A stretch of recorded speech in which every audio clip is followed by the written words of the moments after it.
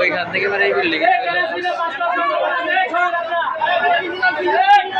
এই লোকগুলো দিকে সরাই দেন কেন এরা কি বুঝে না এরা কি আসলে কি জ্ঞানীর মানুষ নাকি